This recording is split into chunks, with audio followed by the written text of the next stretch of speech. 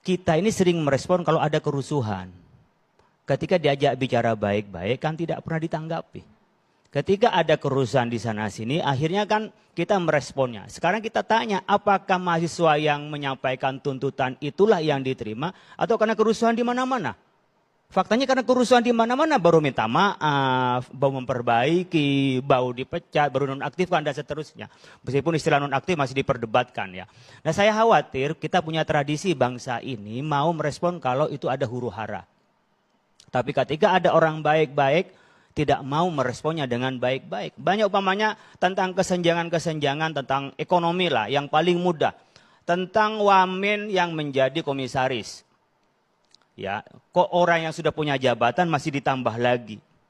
Kemudian orang-orang yang nggak mendapat pekerjaan, punya kemampuan yang cukup, tidak karena ijazah Pak Tejo, tapi memang punya kemampuannya ada dan ijazahnya ada. Mereka kesulitan mencari hidup. Nah, tidak mungkin kita bicara soal bagaimana demokrasi tanpa keadilan. MK melarang wamen itu. Masih 2 tahun, Pak. Jadi sampai habis gajinya itu. Jadi baru bisa diberhenti dia, Pak Tejo.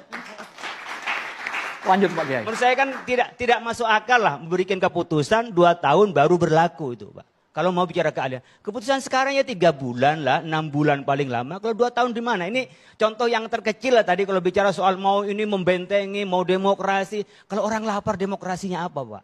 Di seluruh dunia itu yang anarkis bukan karena persoalan bagi-bagi sosial atau politik Pak. Tapi ketika soal perut itu nggak bisa lagi dia bisa soal politik itu. Anak nangis, mau bayaran, nggak ada LPG, nggak ada bumbu tadi.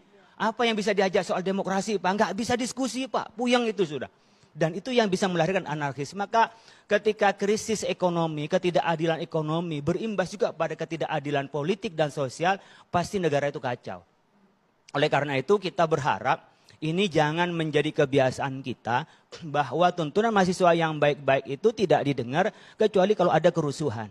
Akhirnya dompleng itu menjadi sebuah yang baik ketika untuk perbaikan. Sekarang kita akan melakukan perbaikan.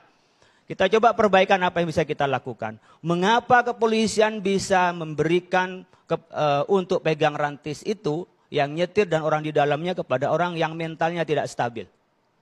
Kalau mental stabil Pak sebagai polisi saya pikir tidak akan takut untuk menjaga bagaimana keamanan. Ini kan sebuah tanggung jawab. Apakah ini yang disalahkan adalah yang nyetir? Kalau saya enggak. Siapa yang beri tugas dan siapa yang bertanggung jawab di situ.